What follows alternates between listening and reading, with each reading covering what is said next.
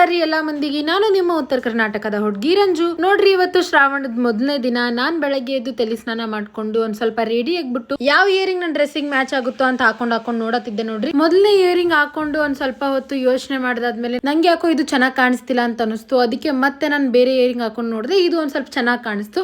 So ಅದನ್ನ ಇಟ್ಟೆ ನೋಡ್ರಿ. ಅದಾದ್ಮೇಲೆ ಹೋಗಿ ರಂಗೋಲಿ ಹಾಕೊಂಡಾದ್ಮೇಲೆ ಒಂದ್ ಸ್ವಲ್ಪ ಕಲರ್ನ ಕೂಡ ಹಾಕೊಂಡೆ. ಅದೆಲ್ಲ ಆದ್ಮೇಲೆ ನೋಡ್ರಿ, ನಾನು ಹೋಗಿ ಚಪಾತಿ ಮಾಡತ್ತೀನಿ ನೋಡ್ರಿ.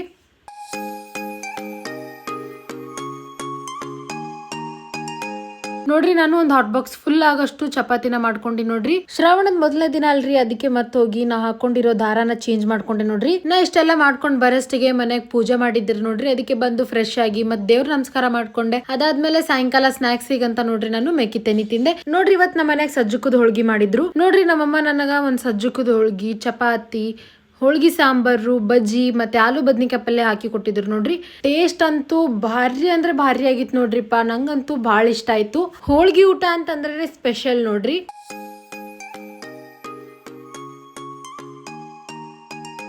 ಸೊ ಆಯ್ತು ನೋಡ್ರಿ, ಇವತ್ತಿಗೆ ಇಷ್ಟೇ. ಮತ್ ನಾಳೆ ವಿಡಿಯೋದಾಗ ಸಿಗುಮ್ರಿ. Bye bye. Thanks for watching. ಮತ್ತೆ ಭೇಟಿಯಾಗೋಣ.